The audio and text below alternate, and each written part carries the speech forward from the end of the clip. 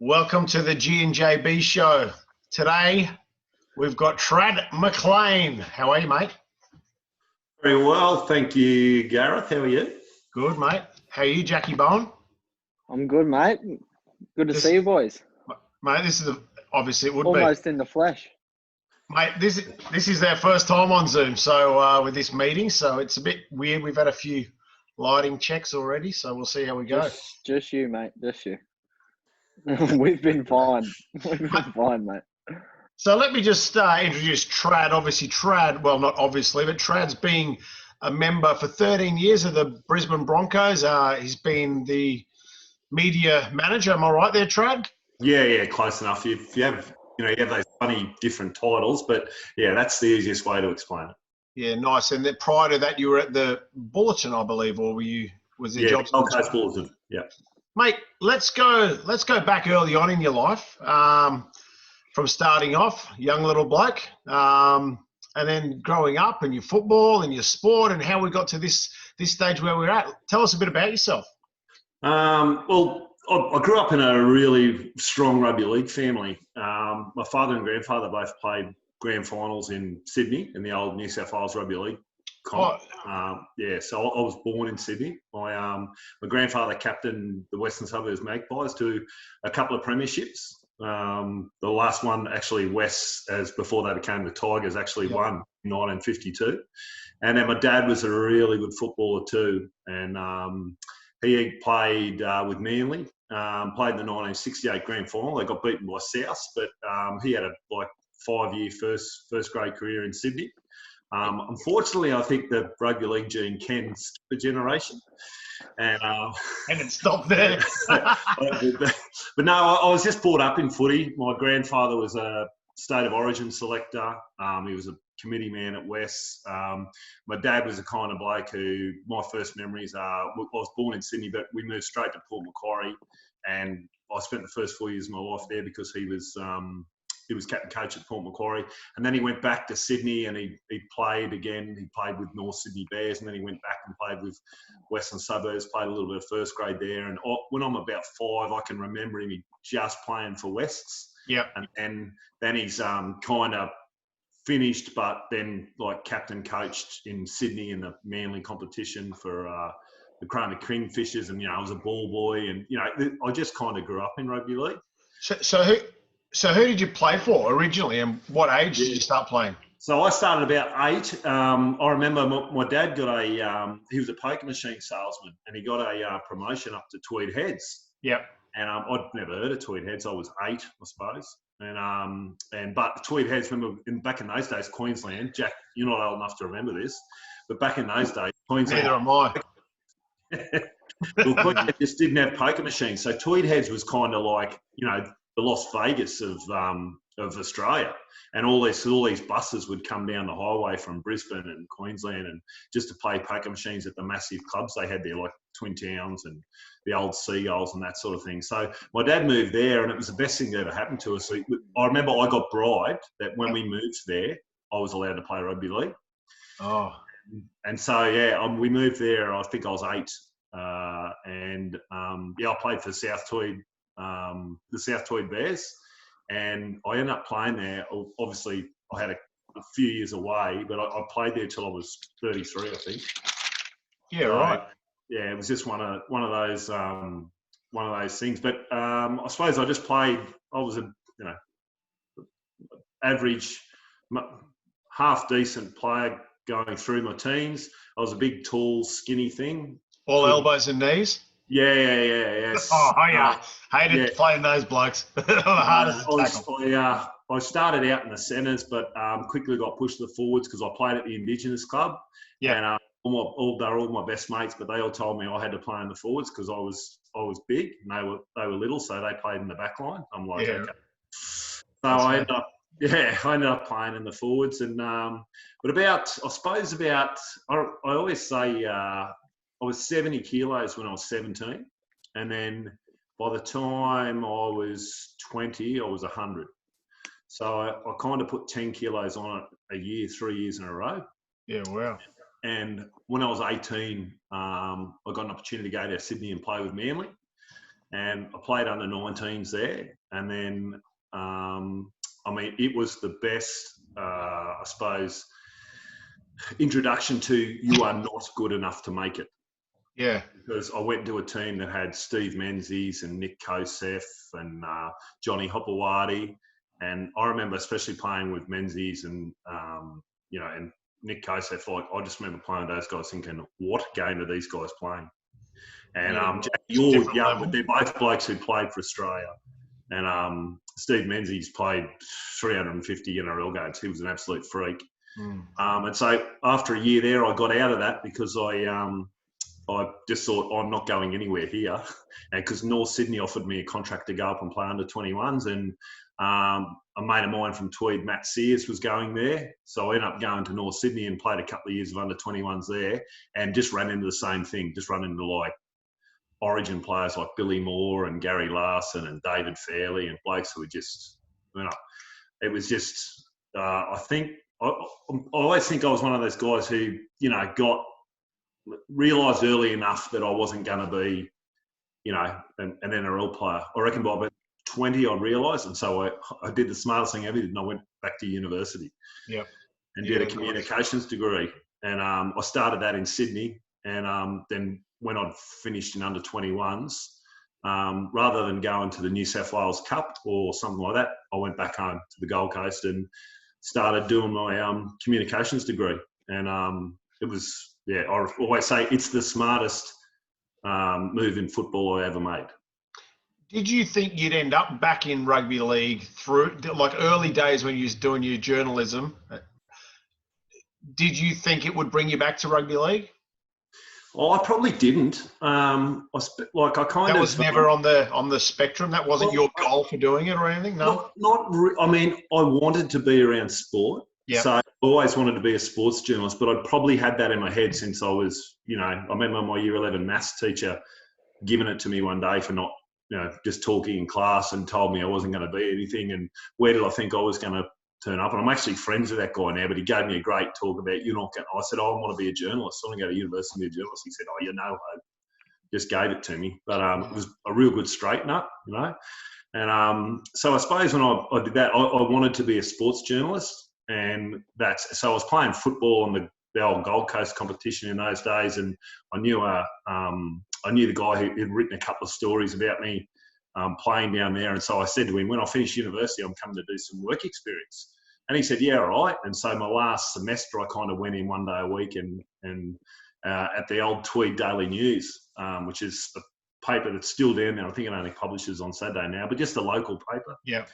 And then I ended up, kind of doing that. And at the end of that, I'd finished, and he said to me, can you come in next week? And I said, well, I'm finished uni. I mean, you'd have to pay me. He goes, yeah, we'll put you on 2 days a week. And then about 3 weeks after that, the editor gave me a full-time job, and that's how I started in journalism. But I kind of did that for about 10 years, moved to the Gold Coast Bulletin and started covering the Broncos. Yep. And I suppose I covered them for about 6 years. I would travel with them and go away, and I got quite friendly with the players. And it was a little bit different than journalism. It wasn't so. I suppose I was different. I wasn't trying to, find them. I didn't care what they did when they had a few beers after the game. I liked writing about the sport and personalities and where people had come from. So now they're pulling stories from every angle, aren't they? Well, it's just different, mate. The world's changed. We'll get into this later. Social media has ruined a lot of, the fun that was had around rugby league. But, that's just the way life is these days. But I suppose I'm friends with them. And by the time I got quite close to folks like Shane Webke and Andrew G and Petro Sivanasiva and those guys. And I knew Gordy Tallis because I played under 21s against him. And suddenly the Broncos rang me up one day and asked me if I'd like to be their communications manager. And I went, I suppose so. And that was two things I love: journalism, footy. Bring them together. Yeah, why not? Yeah, so that's how I ended up at the Broncos. Yeah, nice. Got offered the job a couple of weeks before the 2006 grand final that they won, and that's what I was doing. Mate, let me just go. I just want to go back to one thing that you actually did when you said you went for the work experience down. Sorry, what was the name of the paper again? The Tweed Daily News. The Tweed Daily News. Give those guys a rap. Are they still going? Yeah, they're still there. Still there. Yeah. I think they only publish on Saturdays, but they're still there online. Mate, myself and Jack obviously work in the schools program when we go around and mentor some young kids. And I'm constantly saying the kids that don't have work or anything, I said, go down and volunteer, go down and do some work experience. Because if you turn up early and you leave 5 minutes late and you ask questions, and you're a good worker, mate, when they're looking for somebody, you're going to get the phone call. And exactly the same thing just happened to you. You got a job out of it. I always say, I probably didn't realise I was doing that, but you can't get out of university or study, whatever it is, even if it's high school, I suppose, and go, okay, now I'm going to go and get some experience. Yeah. So if you're doing a university degree or a TAFE course or I know tradies, you're straight in there anyway, but you should be getting as much experience as you can, because when you go for a job interview, the first thing they'll look at is what have they done? What have you done? Yeah. And the way it worked for me was because I was in a little newspaper and I started doing things, and you start to get capable. They were just getting you to do the junior sport lift out or just cover these sports for that weekend and do it. And then suddenly, if you're not going to be there, they think, hang on, I'm going to have to do this myself. So it's about creating a niche for yourself. And I always think, work experiences, no matter how much work experience you do, it can't be. Sometimes I've got friends who own, big businesses at the markets. I don't mind going down and spend a few hours there at work and having a look and even giving a hand for nothing, just to have a look at how other people do business and how their business might work. I mean, Jack, I'm always asking you questions about how you approach things and stuff like that. Because I find that interesting, but I always think it's how you build experience. And the same with you, Gareth, with your business. I'm always asking what about this or what about that? How do you do that? It's all about learning. That's how you evolve, isn't it? Generally, whatever it is you do, to be good at anything, you've got to be a bit of a thief. You've got to take information from everybody to improve yourself, I think. And even when you get kicked in the teeth, it's the same. Anthony Seibold has a great saying. Your team never loses. You win or you learn. Yeah. That gets that's a term quite close to boxing too, isn't it, Jack? A lot of people say that phrase. I remember Anthony Joshua saying something similar to that after he lost to Ruiz last year. You don't lose, you just learn and you adapt, and then the next fight you come back and put on the show. Well, Jack, we saw your pro debut. I mean, I'm sure that could have finished earlier, but I bet now when you think back, you had a few rounds in there to get some experience, like in your pro debut against a guy who was pretty willing against you. Aren't you glad, you didn't knock that bloke out in the first 25 seconds, because you'd have come out of it with, not much more than a W. Yeah. And Gareth and I discussed it last week. I feel like through Gareth, he's taught me to learn from other people's mistakes. And I've seen people come out in their pro debut and absolutely try and kill someone and get knocked down, or remember Hoops in his second fight, Gareth, and he got knocked down just from being erratic and trying to kill someone. And I was thinking that in the back of my head the whole fight. But when I got to the end of the second round, I remember coming back and I was breathing heavy on my chest, but it was good to get that experience of, all right, I'm going to have a round break. I remember Gareth was like, all right, just take the round off, relax, and then you'll find your openings. And then in the fourth, it come. But yeah, as you said, if I had just gone and blasted him in the first round, I wouldn't have got that experience. Does that make sense? Yeah, I mean, that's absolutely what it's about. In NRL terms, like I said, I was the Broncos at that team for 13 years. The magic number for a proper NRL player is 50 NRL games. So that's 2 seasons of, Well, I think once you've had 2 full seasons of games at the highest level, then you can call yourself an NRL player. Yeah. Not until then, because you can say, I've played 5 or 6 NRL games, but you're not a week-to-week NRL player until you've got 50. And Back the it up. Broncos Consistent. Yeah. has always had a bit of a hierarchy around that, and often it included we return to training time in the pre-season. So those guys who hadn't played 50 NRL games would come back in on the 1st of November, and the blokes who had could come back then and would do testing, and as long as they did the testing and passed everything, which generally they did, they'd get another 2 weeks off. So it's an interesting way to think about. You're a boxer, Jack, but like you've just started on that journey. Yeah, for sure. I wanted to ask just quickly, G, before you get in. Yeah, no, you go. Yeah. We touched before on the social media era, and you would have seen it evolve from basically the scratch at the Broncos. How's your role had to evolve around social media with the players? Well, it's funny. It's funny when it first started. It was a real problem because not a lot of players were into it to start with. As you know, it caught on quick, I suppose. But I suppose the dangers of it you didn't really realise, and people don't get it now. What the whole change in social media was. For me, the change in social media was that people could automatically publish content that they never could before.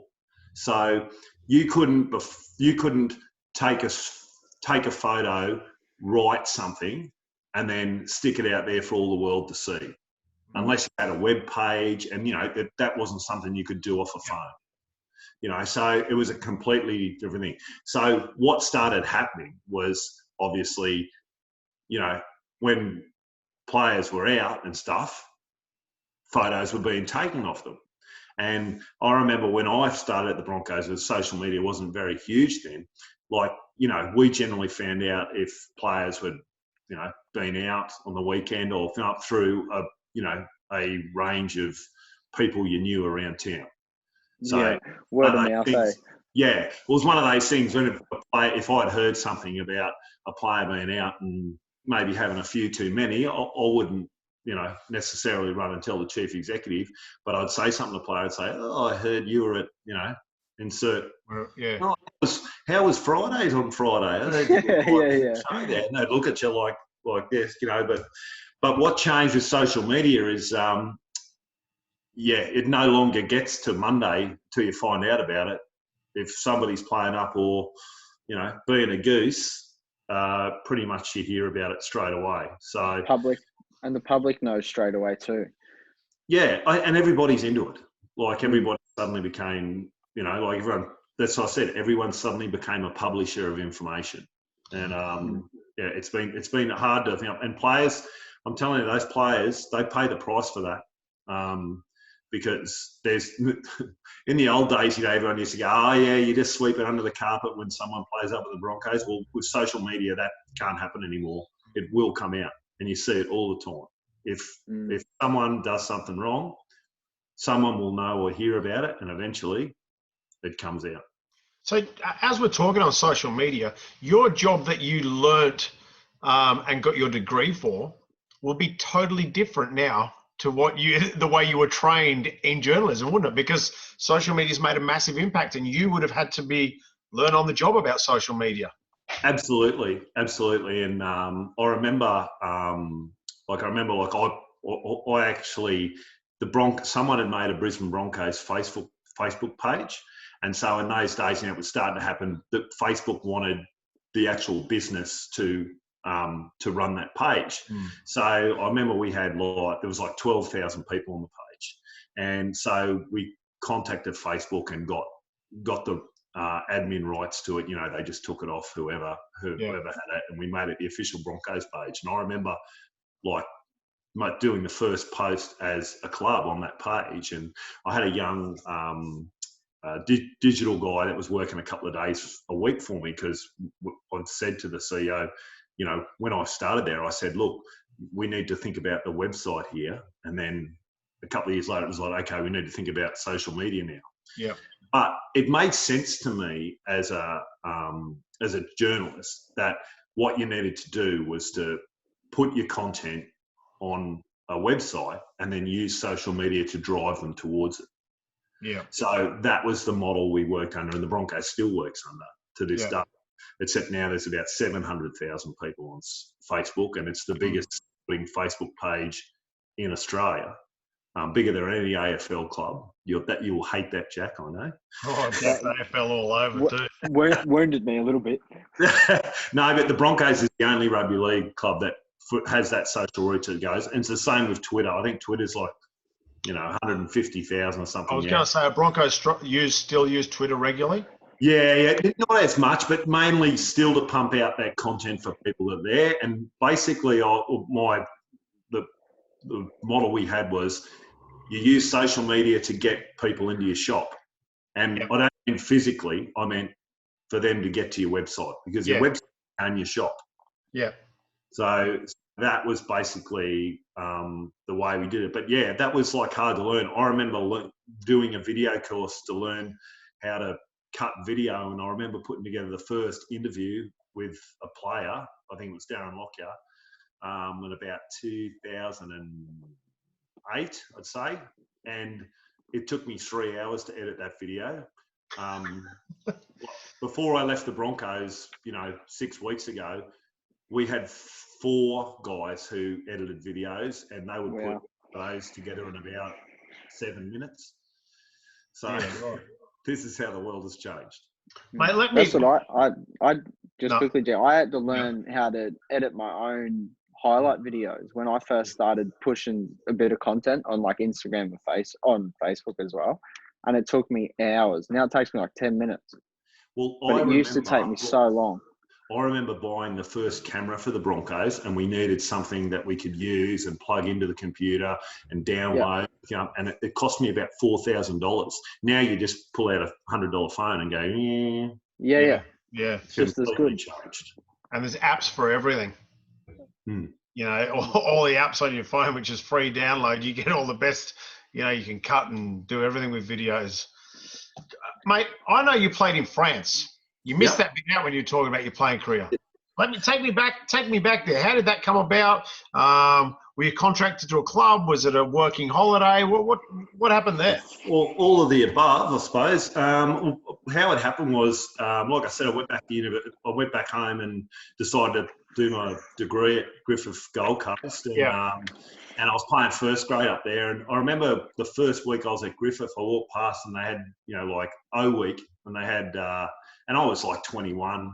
I was serious about I was going to get this study over and done with because, I'd spent me 3 years in Sydney, chasing my footy dream, and had worked out that wasn't where it was going to go. So I went to uni, and I saw like at O week, like a table of guys saying, it was the local footy team. I said, "Oh, you guys got a footy team?" And I didn't even know. And they play in the Queensland University's Rugby League competition, which ironically now I'm the chairman of.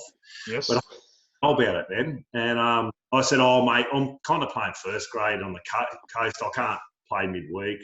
I'm contracted to a club in Tweed." And he goes, "Oh, yeah, but we have a state team. Would you like me to put your name down for that?" And I said, "Oh, yeah, it sounds all right." So I ended up getting selected for the Queensland Universities team, and then we bashed New South Wales universities in Toowoomba that year. I think it was 95, and we got picked in the Australian team, and I went on a 2-week tour of New Zealand, 22 single 2-week tour in New Zealand with them, and I actually roomed with Ash Bradnam, who's on Nova. Yeah, we're good mates, me and Ash, but we're a bad pair together. They should not have roomed us together. Anyway, we had a lot of fun, but while I was over there, there was a couple of blokes from France who were there and watched us play, and I knew nothing of it. And I suppose about 2 months later, we got a phone call, and a team over there was looking for a second rower and a halfback, and one of my best mates from that team, Andrew Leeds, was a halfback. And Andrew Leeds? Yeah, Andrew Leeds, not Leeds, L-E-E-S. Right, yeah, right, yeah. He played lower grades at Canberra and the Gold Coast. Played a lot of first grade on the Gold Coast with Burleigh. Anyway, they wanted us as a package deal. So the next thing I know, I came home and told my parents. I always remember I was freaking out. I was going, my mum will never let me leave university because I was living at home. And I said, she won't like it. And I come home and told my mum and dad, and they said, what are you doing? Go. We got flights over there. We had a house, a car, and $1,000 a week. I was 22. It was the closest I got to being a professional rugby league player. We played at a place called Villafranche. You were a professional. We were professional. Yeah. Yeah. You know, I always say that. I remember I walked into Spain. I reckon I had about $1,000 in the bank. No, I worked in France, had about $1,000 in the bank. And at the end of the season, because I was coming back for a second season there, I went to England. I thought I'd just go and have a look around England. And I remember being on the Eurostar and having one of those, passport things underneath, hanging around your neck, underneath your shirt. And I had about 70 or 80,000 francs in it. It was like, I don't know, about $16,000 or $18,000. Yeah, wow. I went to England for 3 months. I had a good time over there, I'll tell you. I came back to France. I had to go play again because I didn't have any money left. I'm guessing you drank a bit of beer in England. You would have been a bit of different shape to when you come back. Oh, I wasn't too bad. I was training a bit. I actually played a couple of games when I was over there for Oldham. Oh, Oldham? Yeah, so I had a mate. The Ruffians? What's that? Was their nickname the Ruffians, I think, Oldham? Well, then they'd gone to Super League and it was the Oldham Bears. Yeah, oh, yeah, that's right, yeah. Yeah, so I had a mate whose dad was on the board at Oldham, and I went over and saw him. I was friends with him, and he lived in Blackpool. So I was living in Blackpool, which was like, it was like living in a seaside resort. Yeah. And his dad wanted me to play. So I remember I played two academy games, their reserve grade. Who'd you play against? Can you remember what teams? I remember playing at Lee one night. Yep. It was bloody freezing. Yeah, it was freezing when I played there. And then we played at Oldham. I think we played against Hull. Oh, yeah. Hull FC, not Hull KR, it was. Yeah. And always remember, I'd played a full season on the Gold Coast and with South Sweden. We'd actually won the Gold Coast Group 18 grand final, which was big in those days. Group 18 was a strong comp, wasn't it? Yeah, it was a strong comp. Yeah. It was before the Queensland Cup expanded. Yeah. So, and you'd have all those players that had played with the Gold Coast Giants and Seagulls come back and play in the local thing. So it was, you earned your stripes. So I played that season. Then I went to France and played that season. So I played 12 months straight. And when I got to England, my mate's dad wanted me to play there. And I just there was half a chance, but I didn't want to go train anymore. Like I said, I had plenty of coin. So I just went, no. So I spent a few months there and just did the usual, fly to Egypt for the week, fly to Crete for the week, go to Amsterdam, do that sort of thing. And then went back and played a few more months in France, and then decided I better go home and finish this degree. So when you got back, what did you have to do? Another year or so, or? Yeah, I think I was nearly done. I think I had 6 months to go. And that was like when I'd put up, and like by now, I'm probably 23 or 24. You're getting to that age, but I just went, okay, put your head down, and that's when I went back and started doing work experience at the Toy Daily News, and suddenly you're a proper, you get a real job. Any in your later life, not that you're an old man, but I'm just saying later now, do you ever have any regrets from when you were in your 20s, like football-wise or sporting or anything else? I mean, not really. I always say, I remember saying to my dad, when I got the job at the Broncos, my dad is like a Sydney bloke. He's New South Wales through and through. I support Queensland. Yeah. Mainly because, you grew up kind of, or on that border. And especially when I started covering the Broncos, like you were covering Queensland too. Yeah. So, I could be termed a turncoat. And my grandfather played for New South Wales. So my dad hates that I go for Queensland. And he won't really barrack for the Broncos. Always wanted me to go, wanted us to go well, but it still goes for like the West Tigers. But look, I can't see, like I always think you can look back with regret. Could I have trained harder? I couldn't have trained harder when I was in, in Sydney. I knew I wasn't good enough. Yeah. When I played in the local comp, maybe at some stage could have gone to the Queensland Cup with Burleigh. I got a couple of approaches there to play in that.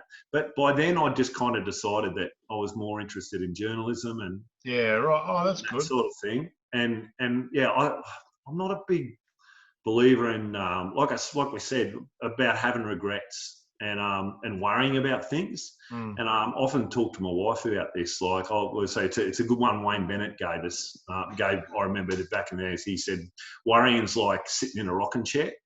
There's plenty of movement and action going on, but it just doesn't get you anywhere. Yeah, true.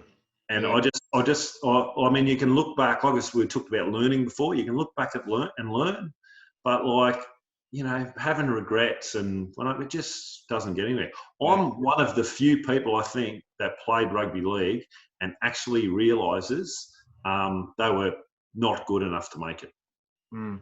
Yeah, true. And I have no issue with it. I'll tell you what, I'm one of the best spellers that ever played in the front row in rugby league in Australia. Not many are better spellers than me. And will be for some time yet. Oh, shit.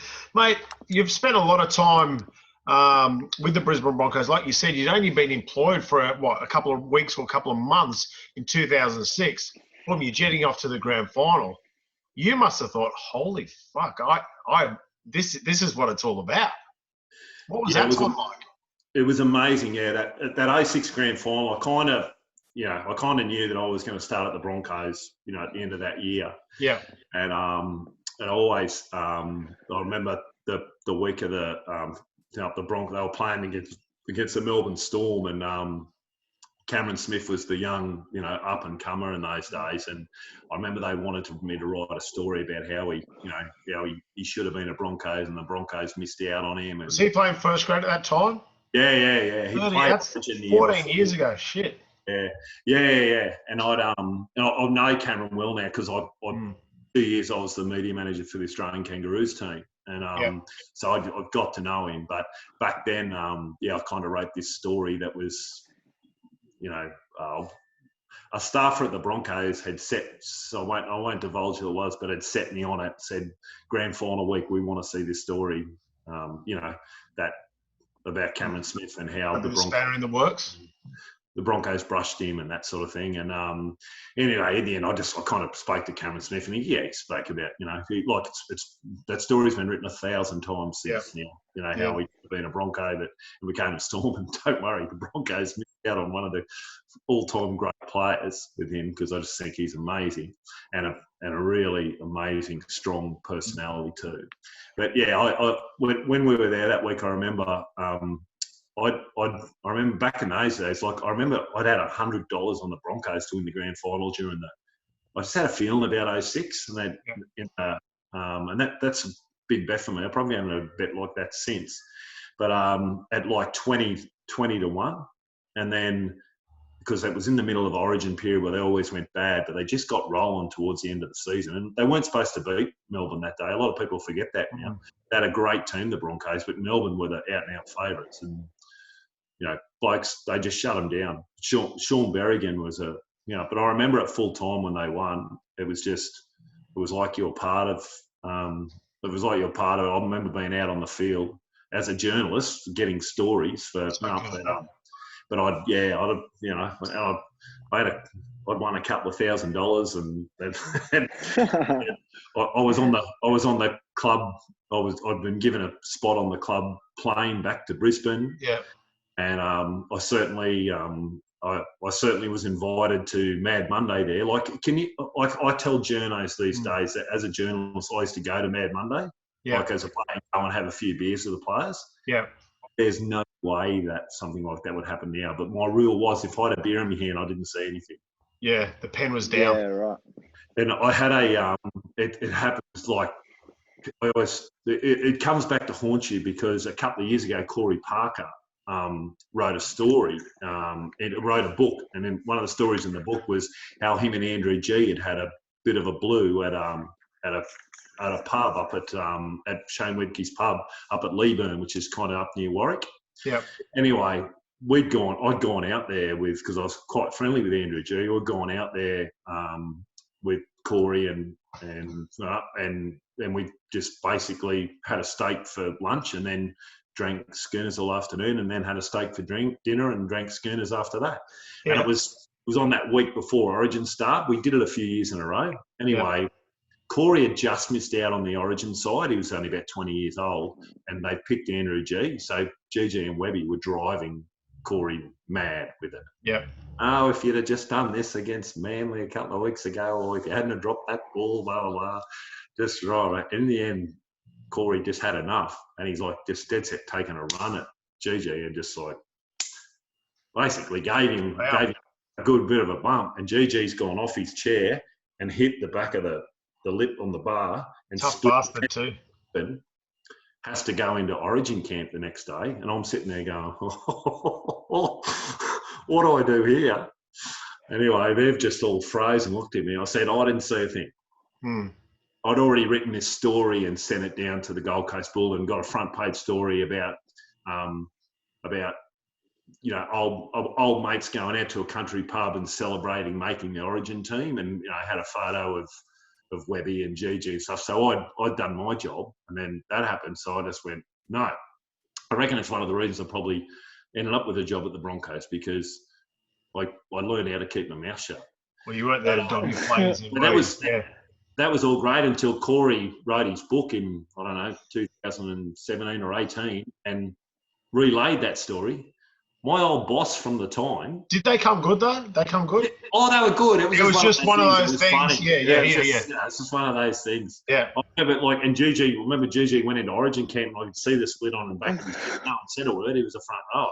But I just shut up. Yeah. And, it was all great. I would have kept that to me grave until Corey's told the whole story in his book, named me, blah, blah, blah, which was fine. Except my old boss read it and then rang me up and said, why did you give us that story? I said, mate. Because I worked for the club, mate. No. Well, then I was a journalist. Oh, right. You were a journalist. Yeah, right. Well, that was good for you then. I said, mate, do you remember when I got the scoop about Shane Webke retiring? And we were the only joint that got a family photo of him and his kids and his wife at his home. All right, when the Gold Coast Bull got that, but the Courier Mail didn't. And he goes, yeah. And I said, that's because I didn't say anything that night. Yeah, that's right. All comes back. Mate, so grand final. I want to go back to that 2006 grand final. What were the celebrations like? That's what people from the outside of football don't get to know. What happens? What happens, mate, when you're back in the dressing shed the next 24 hours? Give me that stuff. Yeah, that's the gossip. It was pretty crazy. I remember being back it was pretty crazy. It was a night grand final. So I remember I kind of had to file my stories, at full time and then just go down and try and get stuff for, the next day. And the dressing room was, raucous, absolutely crazy. And it was really, really it was an amazing thing. And sadly, I was there in 2015 when we lost the grand final in extra time. So I felt both sides. I can tell you which is better. All right. I can tell you which is better. Been on both. That's a good story. I'll tell you about the 2015 one, but 2006 was crazy. And I remember I stayed in the dressing room for a while, and then they're getting and going back to the hotel. So you go back to the hotel, and all the family and stuff are in a function room, and it was just the team gets introduced, and they were going absolutely crazy. You have about 4 or 5 or 700 beers. 4 or 5 or 700. Yeah. And until about, 3 or 4 o'clock in the morning, and then suddenly, you try and get a few hours sleep, and then 8 o'clock you're up because you've got to be on the bus to a chartered flight. So we were back to Brisbane. And I always remember on the plane, Sammy Thaiday really stood out that year, and I became great friends with Sammy. He rang me yesterday, which was really nice. Yeah. And he's he you know him well. G and J, he's great. He's a great man. That was the first time he ever got picked for Australia, and they announced the team while we're in the air.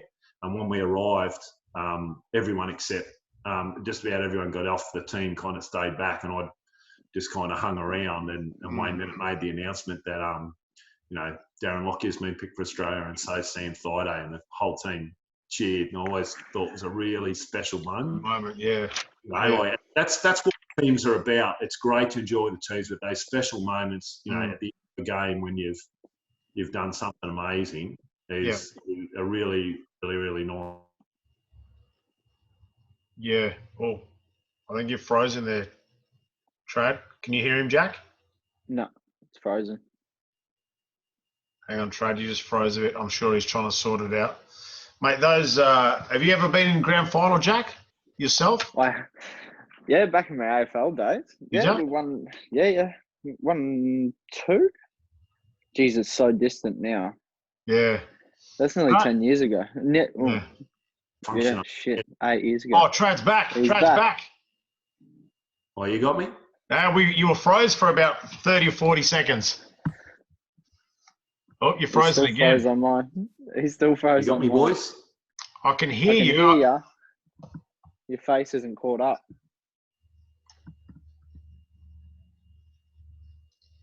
Can't hear you now if you're talking. Can't imagine something on that scale, though. Mm. A winning feeling like that. Here's Trad. Here's Trad. Yep. You broke up for a minute. Pretty much. He's just finished talking about Sam Thaiday and those special moments. Yeah, and so after that, the club went out to Red Hill, and there's about 5,000 people there waiting for them, and they got, those parades and that, Yeah, well, the parade was always a couple of days later, but it was more like people would be waiting there for the people to arrive back at the club, and it was great. But I said it was a lot. It actually went a lot quicker in those days because people just wanted autographs. Not everyone wanted a photo with them. Yeah, right. Then they went driving them mad for selfies. Yeah. And then we went upstairs to a room in the club, and there were very few outsiders there, and certainly I was the only journalist there. And I just remember, us having a great all time to very late. And I remember walking out about maybe midnight. So say we'd been there since midday. I walked out about midnight. I was rather full, and I'm pretty sure I was staying at Andrew G's house, and I remember looking and seeing an 18-year-old Darius Boyd sound asleep, passed out on the lounge that was in the foyer of the Broncos offices. He was gone. Wow. But yeah, it was an amazing experience. But yeah, I had in the back of my head that this is what I wanted to do by then. Mate, I remember you keep mentioning Andrew G. Obviously, he's a friend of yours, and mate, a few years ago when he was the CEO, wasn't he? Yeah. Football manager. Football manager. What year was that? I'm talking when Hook was involved, yeah? Yeah. So okay. 10 and 12. So he was a real constant threat. Club in 06 he became the football manager, and they really, really did well that year. I saw the strength in him when Wolfie contacted me. Christian Wolf contacted me. They were, so I don't know what year that was when Hook was in there, and they were all. What year would that have been? It's anywhere from 11 to 14. I think Hook was the coach. Anyway, Wolfie's contacted me, say, mate, we want to bring the boys to the gym, and can you put them through a session? I said, oh yeah, because there was a period they weren't winning games. It was that lull. It was like 5 on the trot or something like that. It was not going good. So Wolfie. And he said there was a few factions between a few guys, like these guys aren't hanging out together, these guys aren't hanging out together.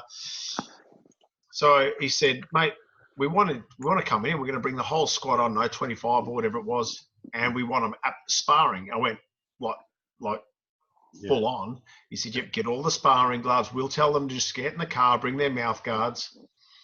Mate, Andrew G was put in a group. I'm thinking he was in a group with Josh Maguire. Yeah, that'd be right. Yeah. The big show. Maybe Sam Thaiday. I'm not really sure who else. Anyway. Pretty handy too. Yeah. Josh very good. Pretty handy. And Gigi. I've been bashed by both those two. So how old would Gigi have been then? Oh, He'd have been 40s. He'd been in his 40s. Yeah, he'd have been 40. Yeah, he'd have been so the early guys, 40s probably. So the guys he's sparring with are like elite athletes, footballers. Like he's probably 10 years at least past his best, you know. Yeah. So I've given head guards to everybody, 16-ounce gloves. I don't need that. Yeah. I said, you got your mouth guard? Don't need one. No mouth guard, no head guard. It was a ruckus, mate. We had corners of the ring, and what they did, Wolfie and Hook had organised people in groups of like 3 and 4 that had issues, not major issues, but little. I just need they to weren't clear getting the on area. like best mates or whatever. Yeah, know what I mean? And I don't know about GG if he just put his hand up on the day and said, "I'll join in because they were a man short," or what there, mate. Fenella, who used to work with us, she was running around the floor with a mop, mopping blood up off the ground. These boys were absolutely caning each other.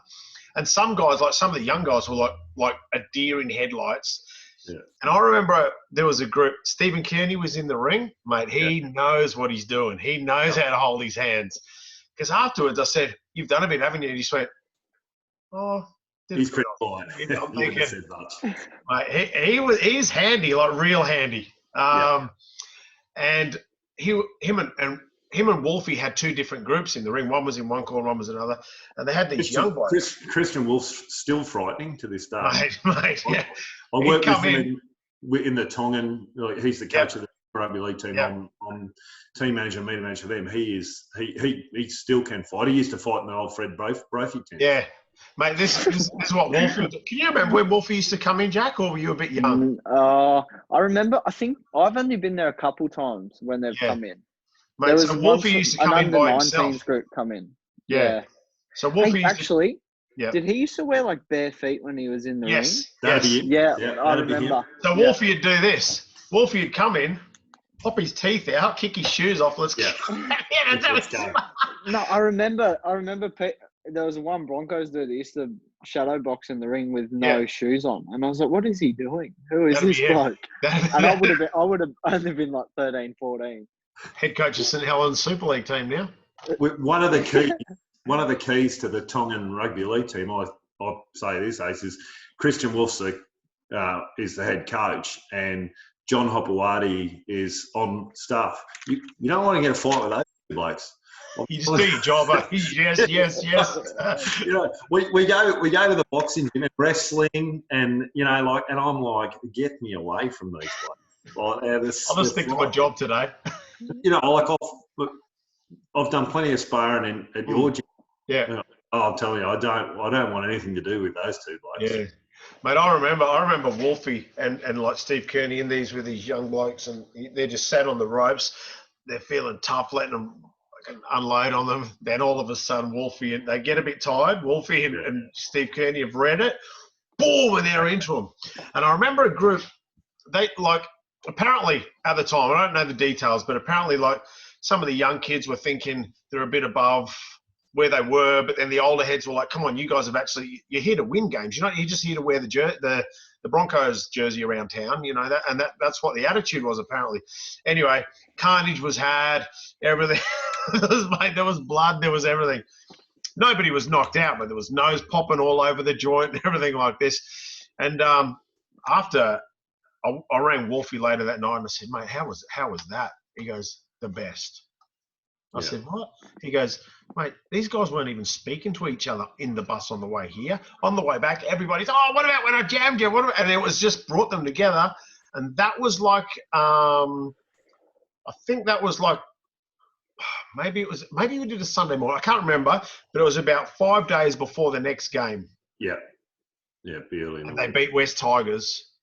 And Wolfie said, "Mate, it was a massive help because it just brought the crew together to do something totally different." I remember that. I think that game, I think we went down and we just knocked them off 12-10 or something. And it might have been a Monday game or something. Yeah, it just gets you going. And going to Campbelltown is one of the worst trips going around. And look, sometimes, that's all you need to get going. If you can just get that, you just need to get off the duck egg.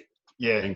And sometimes you just need to do something different and get a bit amongst. I know in the off season, Matt Lodge is the guy who likes getting in the ring and having a spar, and young Patrick Carrigan, the young front row at the Broncos, he's another bloke who likes it. Right. And they in their time when they were off, they were in there doing a bit because and I was doing a bit at your gym, and they were like, "Oh, come and spar with us." I'm like, "Yeah, I know where this is going to end up." I need my coach. There's no prizes for beating up old men, boys. All right. Yeah. Oh, that's excellent. So, mate, you said you'd go and touch on the 2015 grand final. Yeah, it was it's devastating like that. I think, I mean, one of the things I'm most proud about the Broncos, and like I'll have to say, so I'm so grateful I got to work for that organisation for 13 years, and it's only just recently I've finished, and it held itself together so well after that. You know, like it was like people forget that you know, we all know Ben Hunt knocked on, but the crime story for me was we were in front all game. We should never have got there. In that position, we only had to make one more tackle, but that's what rugby league games are about. Something more tackle, and then you know you go into extra time, and then there's a knock on to start with, and then Jason, you know, suddenly JT kicks a field goal, and I remember thinking there was a couple of things that happened late in that game. Like there was one time, like even to get the ball back late in the game. There was a questionable turnover that might have been a knock-on, but they called it okay. I thought the ball had been raked out. The Broncos never mentioned any of that. You know, like Wayne was really strong about this has happened. You can't reverse it by whinging about it. So you hold your heads high because, you know, you're 6 seconds away from winning the grand final. If one more person had come up to me and said, "Oh, well, you know, I know it was bad getting beaten in the grand final, but at least he got beaten by another Queensland team, I would have killed them." Like losing, I don't care who I lose. Even worse. I don't care who I lose to, it hurts. Yeah. But I remember when that happened at full time. I'd been on the sideline, and then I've seen them go down and score, and then you sat there going, "Oh no, I hope Thurston doesn't kick this goal," and then he didn't. Came off the post, so you go in extra time. So I remember I went down into the. Ran into the dressing room to go to the bathroom, and as I was coming back up the thing, I heard the whistle go off, and I thought, "Oh, they're kicking off." And then I heard the whole crowd go, "Ah!" I thought, "What's happened there?" And I remember I walked out, and I think I looked at Joe Offengowie because I was sitting on the bench. I said, "What happened there, Joffa?" And he said, "Oh, Honey's knocked on." I've gone, "Oh." And then what's going to happen there, and it did. And I remember being like, you know, feeling like someone had torn their guts out. But I had to say to myself, you know, you've got to go out there and protect these guys who are, you know, like I remember saying, "Trad, this has not happened to you. This has happened to the players." Right? And they could have got ambushed by other media people. Well, yeah, you just knew they were going to be vulnerable and could have said anything at that time. You know, like, and I was worried about Hodjo. It was his last game. Yeah. And he'd been on an emotional roller coaster that week. Yeah. Because he nearly missed the game through suspension. He had to get off. Right. Yeah, I do remember that. That had taken up from a media point of view, it wasn't bad. It kind of was, you need one issue to bubble along, and then it lets everyone else just, you know, just do what they normally do. So Hodjo had to bear the brunt of it, but he was old enough and the captain and smart enough to deal with it. Yeah. And so, and then I was concerned about what was going to happen. You know, what you know, that you'd have players, you know, having mental breakdowns on the field. I was extremely concerned for Ben Hunt. Did he handle it? He'd really been pariahed out that ever since. But Ben Hunt in the dressing room, I said to him, "Honey, what do you want to do here? All this media's here looking for you." He goes, "Mate, I'll talk to him. It's no problem." I said, "Mate, I think it's best you do, because if you do and you go and talk about it, then you don't ever have to talk about it again." Yeah. You know, like say he stood up and say, and that was heartbreaking because I'd known him since he was 15 or 16 years of age. Him and Andrew McCulloch were best mates and come through. Oh, they come through the system together, didn't they? And Alex Glenn and that, a few of the boys. Well, Honey and Andrew McCulloch played Queensland primary schools together. Oh, that's how tight they are then. Yeah, they've been mates for that long, and I was heartbroken for him. Hodjo was amazing. Like Hodjo really surprised me because I thought Hodjo can be filthy. It can be ruthless. Yeah. But his journey was over. He knew it, and there was nothing he could do about it. So he was quite philosophical about it. The coach Wayne was great about it. Like that's footy, and you've got to get on. But it was a really, really tough time. And I remember went back to the after party and back at the hotel, and it was really, really tough. I always admire the way the players and the club in general handled that because it's really, really tough to lose like that. And people forget that the NRL immediately changed the rules after that. There's no more golden point in grand finals. Yep. Back to the old rule where you pay 10 minutes each way. Yeah, because you shouldn't lose a grand final like that. Mate, so tell me after you've gone back to the sheds, obviously you could hear a pin drop. I'm guessing it was just silent. That's how I would guess it would be, just from losing games myself, but not on that scale. Who broke the ice? How was that ice broken? Well, like Wayne. I remember Wayne getting up and saying a few words and saying, "Look, I think I remember only catching the end of it because I was kind of trying to keep journalists at bay." Yep. And I said, he said, that's just the way it goes. It's footy. We get on with it, he said, you've got nothing to make excuses for. You've come within, 6 seconds of winning a grand final and you got beaten. And that's just the way it is. You can't change. He was really good. But one thing I do remember is all the family was camped down in a room that they had set aside for, after the game. Yeah. And the first thing they did was brought all the families into the adjoining dressing room. And because that's who the players want to see. Yeah. Well, especially when you're down like that. They want to go and get, give their wife or their girlfriend or their mum or their dad a kiss and a cuddle and be all right. And I remember like that happening. And then under the rules, I had to let some journos in. Because you've got to press it's still a story even if you've lost. And it's poor form if you don't. Yeah. And I remember Adam Blair being amazing, took it on thing. But like I said, Ben Hunt said, "Yeah, look, I'll talk to him, Trad. Look, there's nothing that's happened, mate. What do I do? He's a country kid from Blackwater. That's what he was like." He said, "Oh, I'll deal with it." I mean, he later signed a $8 million contract with the Dragons, so it didn't affect him too much in the end. Yeah, one drop ball, just at the wrong time. Yeah, that's right. But I remember them all, and then I kind of let the journos in, and they kind of, the journos were nice and wary around the players, and kind of went up and, excuse me, go and talk to you, and like most of the guys, gave them a few words, and then we kicked them out. But I remember. Then we kind of let him stay for about 10 minutes, and then I said, "Righto, guys, time to go." And then I remember, and I was just, like I said, making sure I did my job. Yeah. And then about 3 minutes after that, a journo from Sydney who I'm friends with, came in and walked in and said, "Oh, mate, I need to talk to some players." I said, "Well, sorry, mate." Because I had to be down the Cowboys. I said, "Oh, we all make choices in life, Yeah. And he goes, "Oh, thanks for nothing." And I exploded. Yeah, right. I very rarely lose my temper.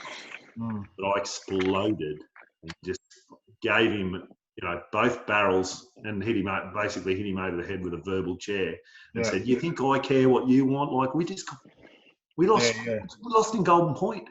If I care." Oh, well, I just went bananas, and he walked out and went and made a complaint to me to the NRL representative who was there, and the NRL representative actually stood by me and said, "No, you're you're in the right. You got to know when you're poking the bear sometimes." Yeah.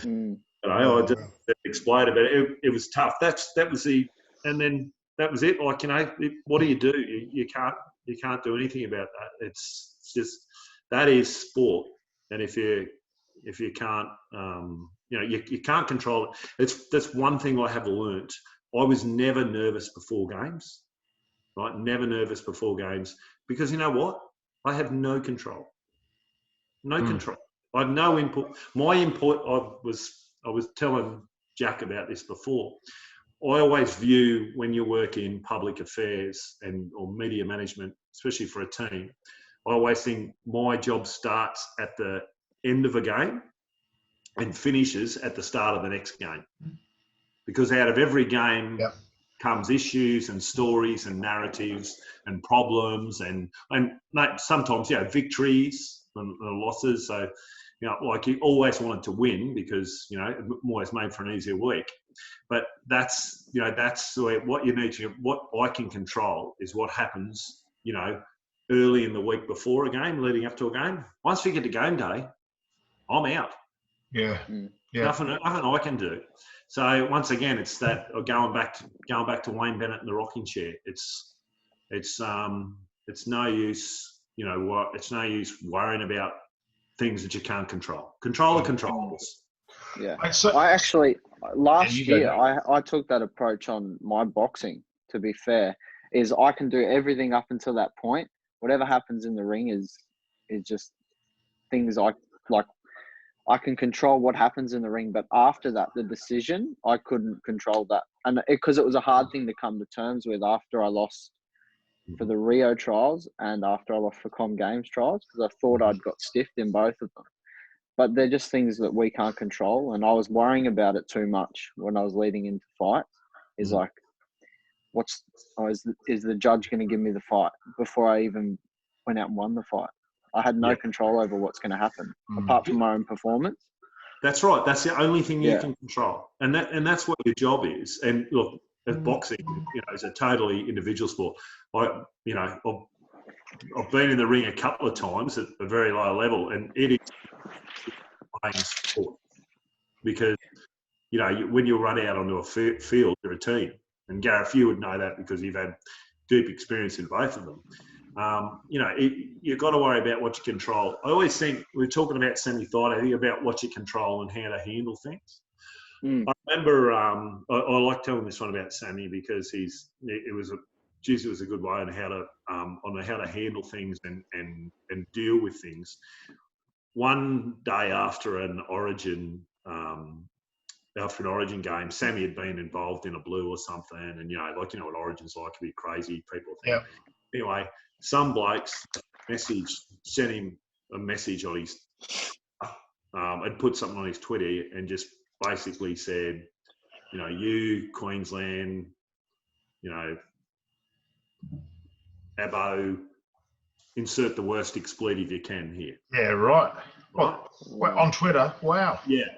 Yeah, and just just totally out of order, disgraceful. But it was something that was probably put after the game. Blake might have been full of drink and I said, and Sammy came and showed me next morning, and I said, "Oh, you're right." He goes, go ahead. I said, turn it up. He said, "What do you think of this?" as a reply, and he showed me, and I went, "Oh, that's amazing." What Sammy sent back to him, he answered him, so everyone could see, but he published it on his timeline so everyone could see. Sammy wrote, "No worries, champ, that's fine. But just for next time, remember I'm not Aboriginal, I'm a Torres Strait Islander."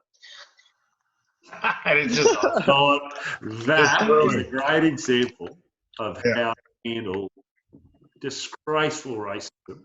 And someone, Sammy could understand while he was, disturbed by it, could understand that the bloke was up. But I just thought that's an amazing way to handle, a really personal, awful attack. Yeah. And like I said, when it's about handling things under pressure, I don't think if I was in Sammy Thaida's shoes that's how I would have answered that. Mate, I just want to ask a couple of questions about not certain players, but you fill the gaps in. Out of everybody that you've come across in the big time, who handles pressure the most? Who handles it the best? Sorry. Well, Darren Lockyer, no doubt. No doubt. Like what's different? What is different? Oh, he's just calm. He just knows when to do it. He's not concerned. Like I always felt, you knew when Locky was on and he was going. He was just ready. He was just ready to go. Like, everyone felt that. I always say the greatest players make those around them better. Yeah. Well, when there were blokes, who were average NRL players, but when they played with Darren Lockyer, they were better. Well, I remember playing with players, again, on a different level, but playing with players that you just got that feeling when you play with them that yes, everything's going to be okay. Yeah, we're a real chance now, because so-and-so's playing. So one of probably the worst exponents of boxing you've turned out, Darren Kemp. Yeah. All right, Darren Kemp, he'll be on next week too. Yeah, he's a great bloke. Yeah. I loved him, but I still talk to him now and again. But yeah, Darren Lockyer made him look amazing sometimes, and Darren would score the try because he's so quick.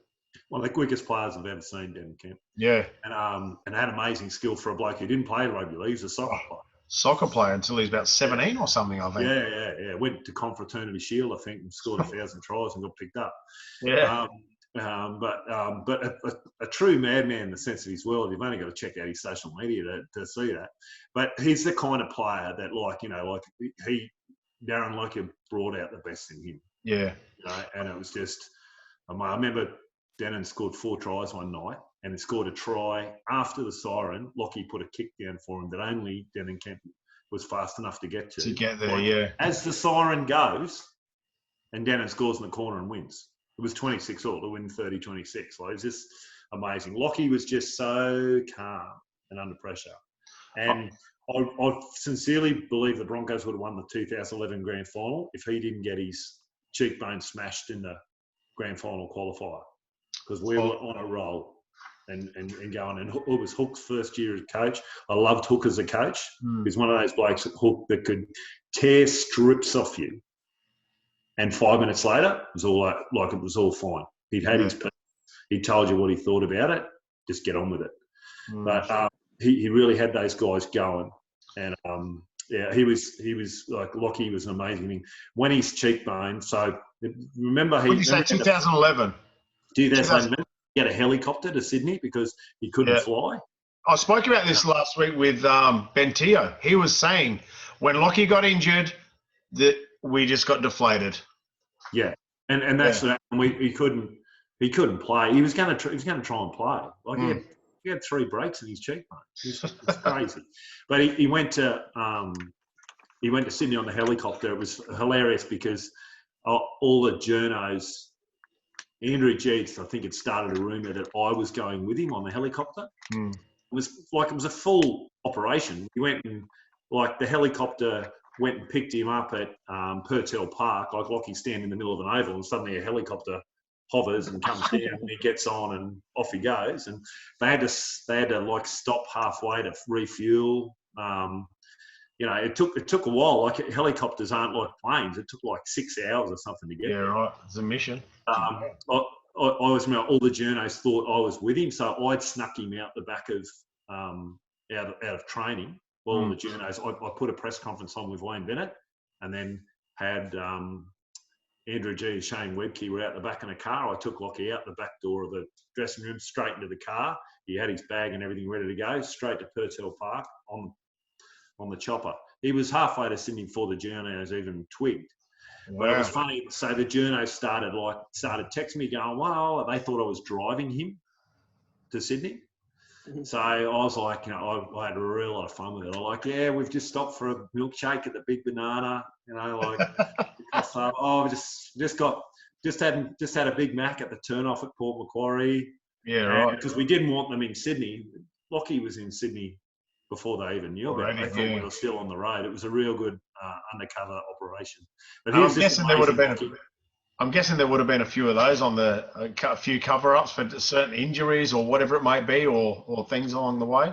Yeah, as I said, it's getting harder and harder these days. Everybody's got a platform. Yeah. So you used to 15 years ago, you just had to hide an injury or a story, or an incident from the journalists. Now you got to hide it from the whole population. Anybody looking, yeah. Yeah. It's basically impossible. Like, We've there's no we've way. hidden injuries and sickness before, haven't we, Gareth? Yeah. Just Yeah, through that's- social media, because everyone believes what you put up too. Well, I remember. Do you remember Commonwealth Games trials, Gareth? yeah. And I was crook the week before, Yep. so I didn't train basically the whole week leading up. But I was posting videos Of him that I was training. training. Yeah. Yeah, and that's So everyone thinks he's good to go, but I was throwing up in the toilet. well, it's really hard to do that when you're at Red Hill and there's Yeah. 15 journos, Oh yeah, about 8 cameras. completely different level. Impossible. Completely But- different. But yeah, sometimes that one with Locky was a real because we were playing Manly. And I really thought we'd go through Manly, and if you remember, Manly beat. We ended up having to play. I think we played Matt Gillett at 5'8" because we just didn't have anyone else. Yeah, right. Manly beat us. Daly Cherry Evans was on fire, and they beat us. I don't know. 26-18 or something, and then Manly went and beat Melbourne 40-0 the next week. Yeah. Like, I really believed, if Locky was playing, we'd have gone through Manly and then just done the same sort of thing to Melbourne. We were ready to go.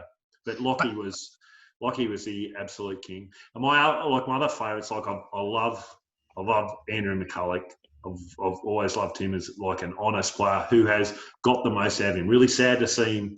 Well, actually, I'm not sad he's left and gone to Newcastle this year, because I reckon it's a real good chance for him to show people what he is and what he's made of. Well, they've signed him as a first-class hooker. They haven't signed him as a reserve grader, have they? That's right. And the other thing is, he will be great for around the club, like some of the younger blokes. He's really, really good. Like, he's obviously been usurped by young Jake Turpin at the Broncos. But I watched last year, and everybody knew, this is the battle here.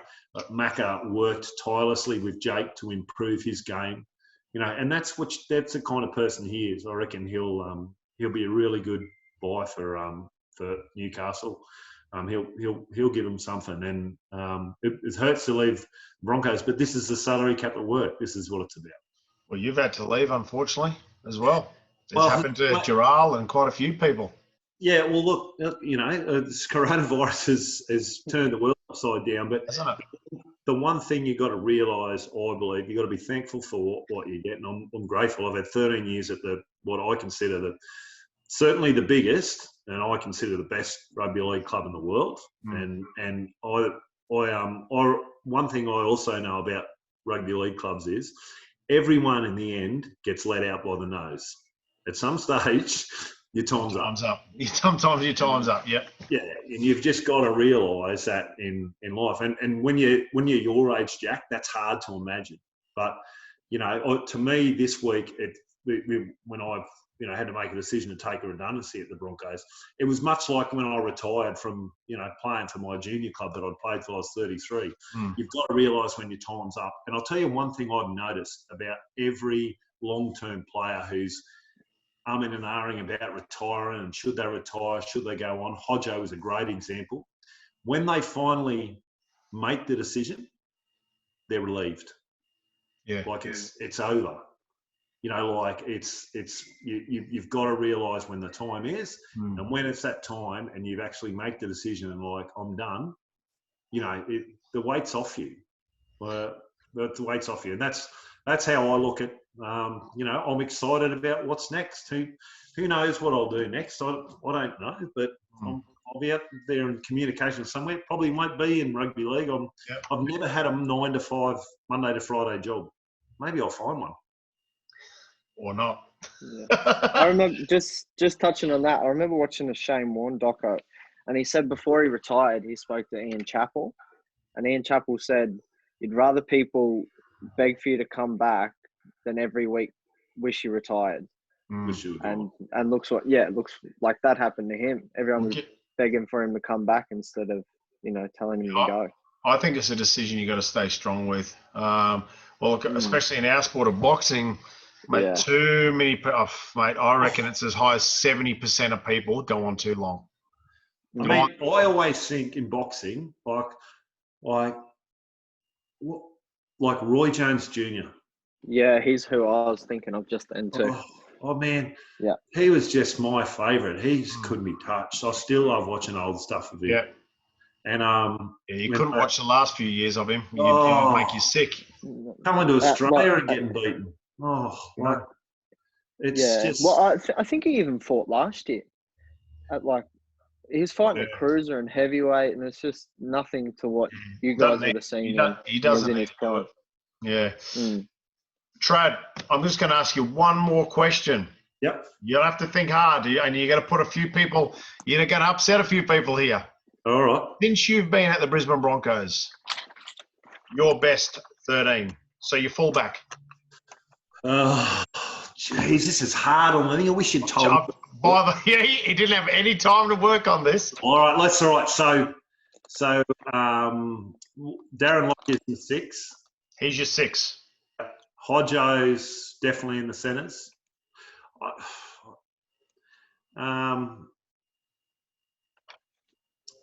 Yeah, so I'd probably have Darius on the wing. Yep. Boyd on the wing, yep.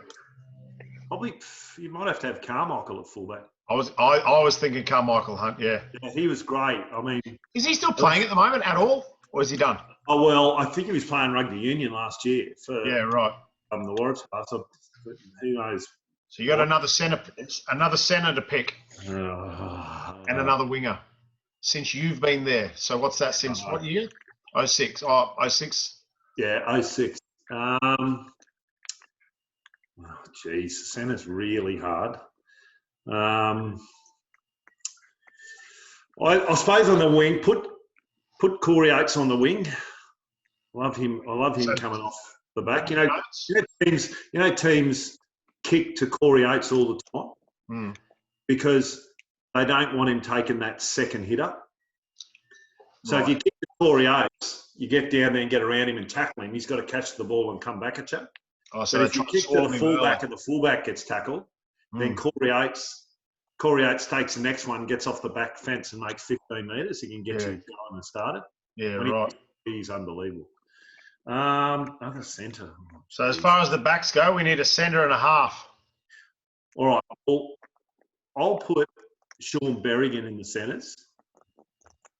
Wow. Because he could play anywhere. And in the 06 grand final, he played in the centres and at hooker, but really defended the centres. Such a competitor, that man. Yeah, so quick. And he was so quick over, 5 to 10 metres, had amazing acceleration.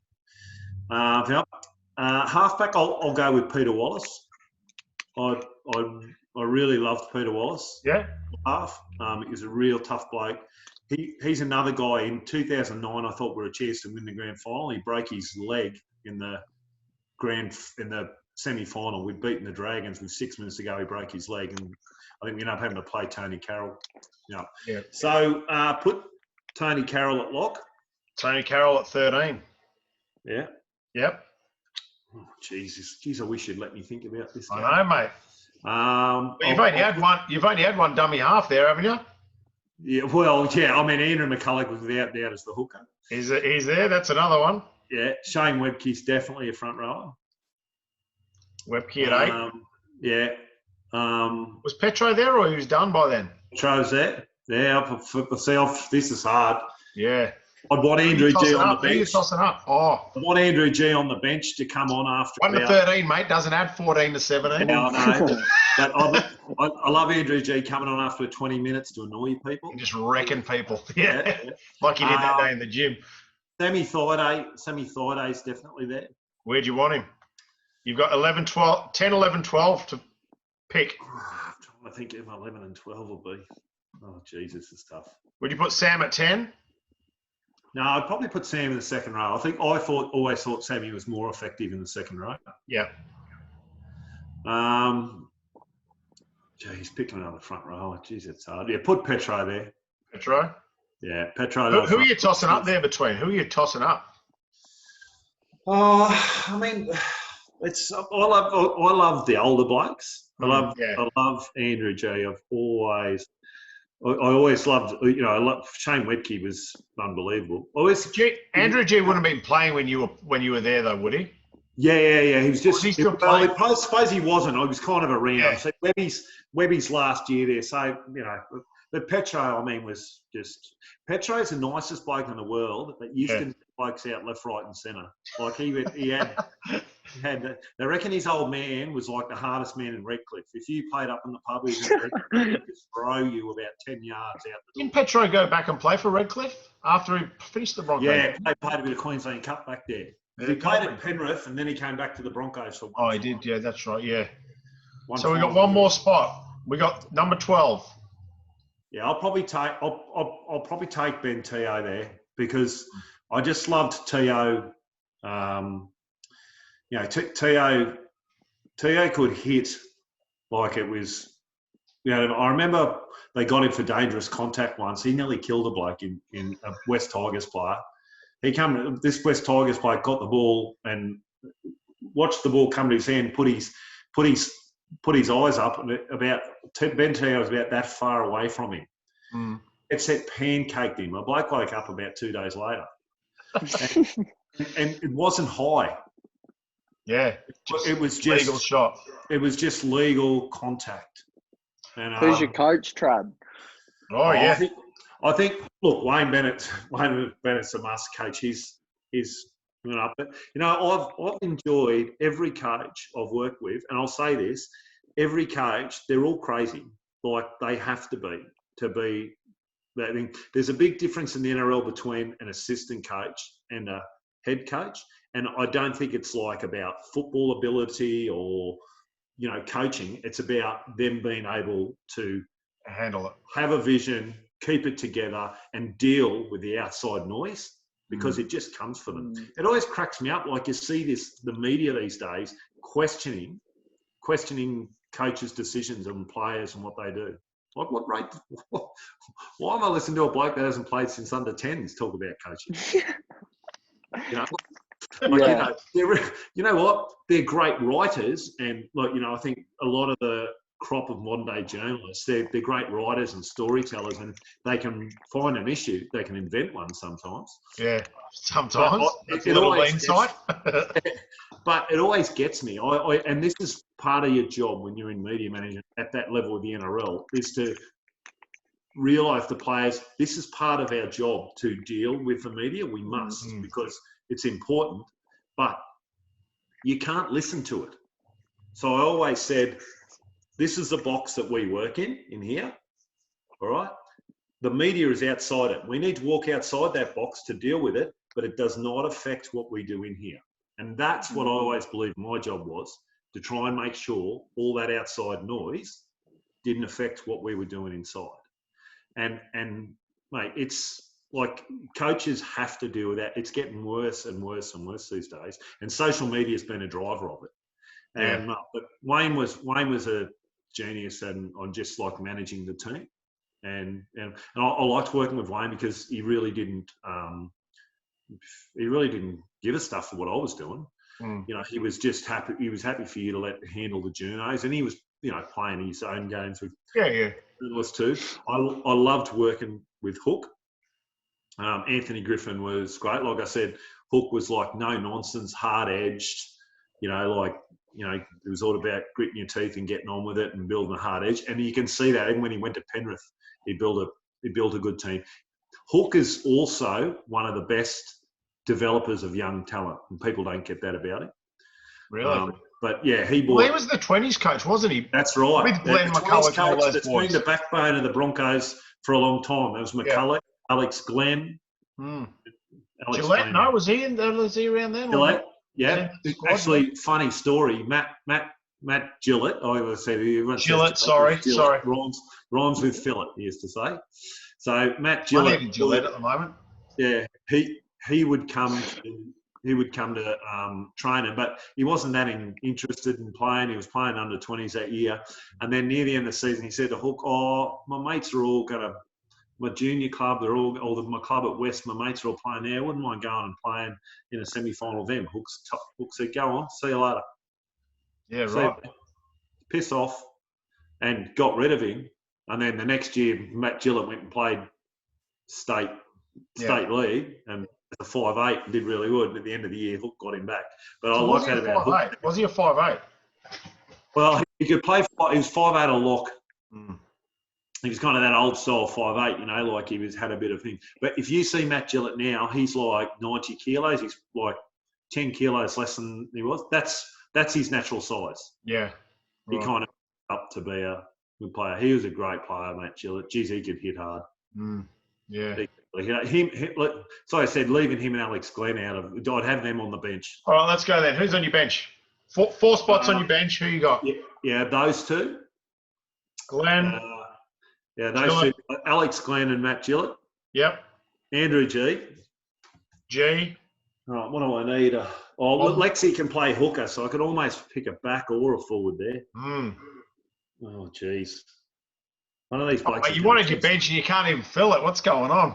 Well, I can. I just got about 16 players I want in it. To fit in one. Oh, jeez, it's. I don't know. Tony Carroll. I know I had him, didn't I? I had him at lock. No, you didn't. Oh, yes, you did. Tony Carroll's your lock. Yeah. Tony Carroll lock. Barrow would have been good on the bench, actually. Well, he was, but you also want him on the field. You've already got him. Yeah. Yeah, you want him on the field.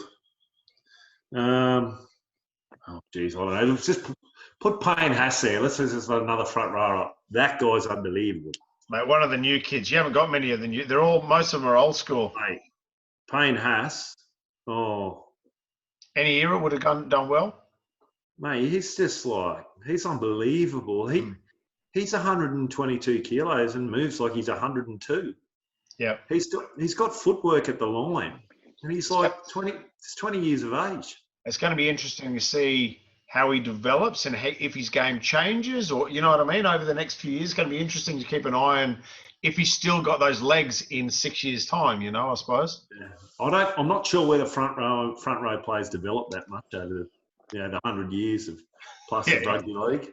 I reckon take it forward. It's like that bloke's clocking up 200 metres a game. I've worked closely with Jason Taumalolo. Jason Taumalolo is just unbelievable. I've had him in the gym.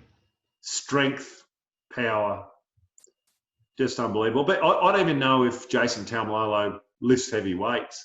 Gordy Tallis never lifts heavy weights, but bet him he can't pick up a car and watch what he do. Yeah, mate. Next time you're in camp with Jason Taumalolo, ask him if he remembers. He was under 20s and Wolfie was actually the coach. So Wolfie brought him down to the gym. They had a camp. Martin Unicum organised a 20s camp at the Griffith University. Yep.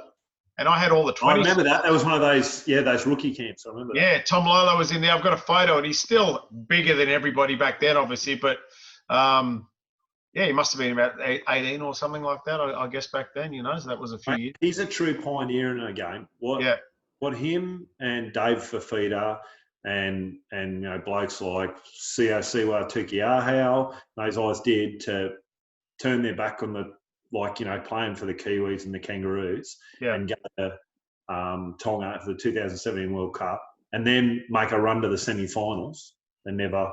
It was like something I haven't seen. I've been involved with that team for 3 years now. When that team, they beat the Kangaroos last year. Yeah, I know. I was just going to actually ask you, Trad, tell me who's the number one international team in the world. Well, clearly I'm Tongan. Clearly I'm Tongan. But I'm telling you, that Tongan team, when they get rolling, that forward pack, because they don't really have a lot of specialist halves. They've got some decent centres and really good fullback in Will Hopewadi, and some good wingers.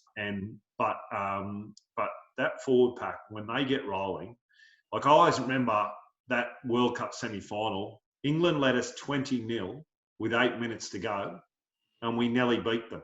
Yeah, that's right. We scored 3 tries on 3 consecutive sets. When does that happen at that level? And then Nelly scored again. Fafita had the ball knocked out and picked it up and scored, and they had to check it, and they were it was amazing. And then to beat last year, last year we beat Great Britain one week, and then the Kangaroos the next week. Easy work. If in boxing terms, Tonga are the current world champions. That's right. Because that was the last game we played. Don't see them boxing too much. We've got the belt at the moment. Mate, Trad, I think we'll wrap it up there, mate. Amazing to chat with you. Thanks very much. And all your experience. Obviously, you come and train with us at the gym. Well, in the outdoors at the moment, obviously. But, mate, you're such an asset to our club, as just a good mate to all of us. And we love having you around. And thanks for sharing your time with us today. Thanks, guys. Trad. Really appreciate it. And, Jack, I don't have all those NRL players to watch on now, so you might have to become my pet project. Oh, That's fine with me. We've already had one good chat on the phone about how you've got to behave. So I reckon you're going to be okay. But if you step out of line, I will be there to kick your ass. And I mean figuratively. I don't mean in the ring. No worries, mate. I'm happy to be a new project. Thanks, guys. I love training at the boxing shop. I love it. Thank you, man. Right. Thank you. We'll speak soon. See you soon, mate. See you guys. Later. See you guys.